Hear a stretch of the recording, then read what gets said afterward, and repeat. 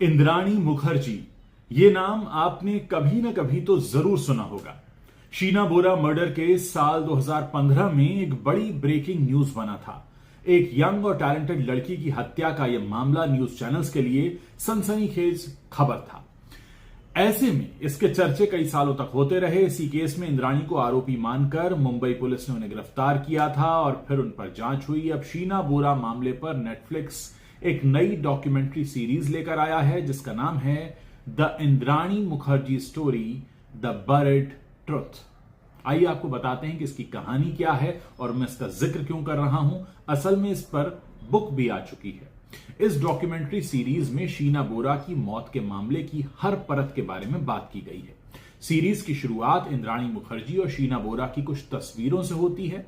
बताया जाता है कि शीना इंद्राणी की छोटी बहन थी, लेकिन जैसे जैसे कहानी आगे बढ़ती जाती है तो बताया जाता है कि शीना का सच असल में कुछ और ही था और वो इंद्राणी की बहन नहीं बल्कि बेटी थी।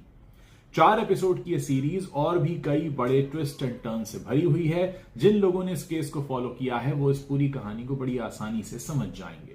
सीरीज में इस मामले को लेकर इंद्राणी की बेटी विधि, उसके बेटे मिखाइल और उसके दूसरे पति संजीव खन्ना के दोस्त पत्रकार विद्या, सीनियर पत्रकार राजीव सरदेसाई, रिटायर हुए पुलिस अफसर वाईपी सिंह, इंद्राणी के वकील रंजीत सांगले और इंद्राणी मुखर्जी ने खुद बात की है। सभी अपने पहलू सामने रखते नजर आ रहे हैं। ऊपर से सिंपल दिखने वाली ये कहानी अंदर से काफी उलझी हुई है। जैसे जैसे इसके नए पहलू सामने आते हैं वैसे वैसे ये और दिलचस्प होती चली जाती है। मैं कह सकता हूं कि इसके मेकर्स ने वाकई कमाल किया है। सीरीज के मेकर्स उराज बहल और सहाना लेवी ने बहुत बढ़िया काम किया है। वो आपको इस मामले की गहराई तक लेकर जाते हैं, आपके सामने डार्क सीक्रेट का खुलासा करते हैं। मेकर्स के काम की तारीफ तो जरूर करनी चाहिए, क्योंकि इस ऐसे मामले में हर डिटेल निकाल कर लाना, उसे सही से बताना, एक तरह से डॉक्यूमेंट करना बहुत मुश्किल काम होता है। ये सीरीज आपको बहुत इंगेज रखती है, बहुत इंगेजिंग है।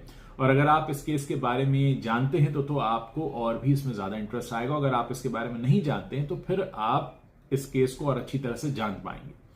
सीरीज को आखिर तक देखने में यह समझ नहीं आता कि किसकी बात पर यकीन किया जाए, किसकी बात पर विश्वास किया जाए और किस पर नहीं।